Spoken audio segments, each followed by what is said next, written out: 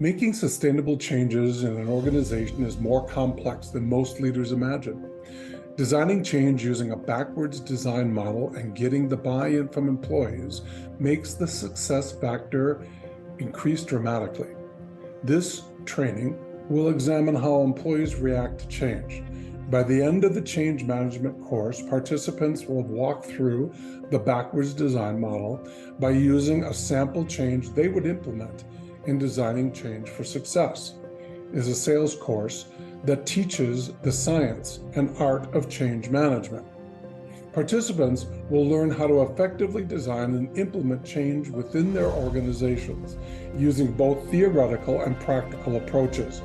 By the end of the course, participants will have the skills and knowledge necessary to drive a successful change initiative and create a culture of continuous improvement.